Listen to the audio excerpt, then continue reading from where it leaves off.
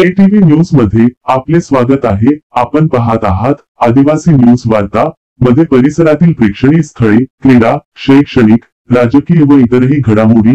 आता पाहूयात सविस्तर वृत्त। आदिवासी न्यूज वार्तासाठी नंदकुमार तोटे। जिल्हा व सत्र न्यायालय स्थापन व्हावं म्हणून अभियोक्ता संघाने मागील 25 वर्षापासून शासन दरबारी पाठपुरावा केला होता। अभियोक्ता संघाची मागणी जवळपास 20 ते 25 वर्षापासून किनवटला सत्र न्यायालय स्थापन व्हावं अशी त्यांची मागणी आहे। तर 29/4/2025 रोजी आम्ही नांदेड येथे प्रमुख जिल्हा व सत्र न्यायाधीश आदरणीय वेद पाठक साहेब यांची आम्ही अभियोक्ता संघाच्या सदस्यांची आम्ही भेट घेतली त्या ठिकाणी।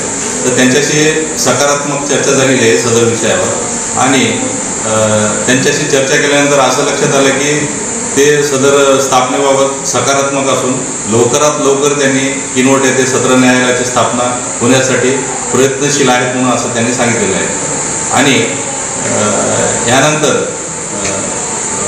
जी बिल्डिंगची जी मागणी होती आमची, जी अडचण होती बिल्डिंगसाठी, तर नगरपालिकेचं जे मंगल कार्यालय आहे त्या मंगल कार्यालयाला सत्र न्यायालयासाठी जागा बिल्डिंग उपलब्ध करून देण्याचं शिवोनं सुद्धा मान्य केलेलं आहे।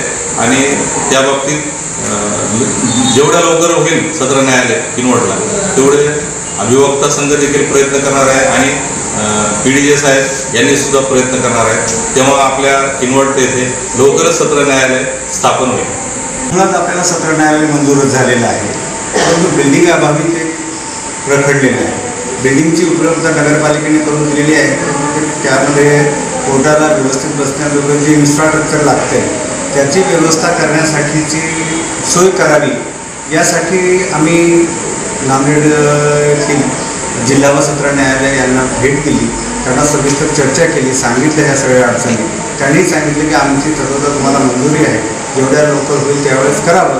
बाकीच्या गोष्टी अशा आहेत की आपण 150-200 किलोमीटर अंतरावरून नांदेडला जात असतो, तर पक्षकारांची अडचण आहे।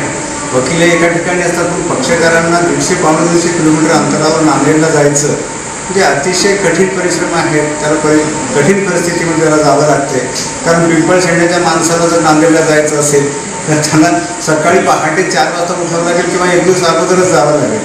आर्थिक नुकसान ते आहेच, कारण आर्थिक आपल्याकडे काय फार श्रीमंत वर्ग नाही आहे आणि हा श्रीमंत वर्ग नसल्यामुळं त्याला जाणं येण्याचा खर्चही परवडत नाही आणि फार दूर अंतर आहे, वेळ जातो आणि परिश्रम होतात, त्याला कष्टही होतात, या सगळ्या गोष्टी आहेतच। आणि जर समजा आपल्याकडे हे तत्व आहे की न्याय आपल्या जागी आहे असं जर असेल तर जिल्हा व सत्र न्यायालय आपल्याला मंजूर झाले, परंतु बिल्डिंग अभावीच ते रखडलेलं आहे आणि बिल्डिंगची व्यवस्था लवकरात लवकर व्हावी यासाठी सर्वजण प्रयत्नशील आहे।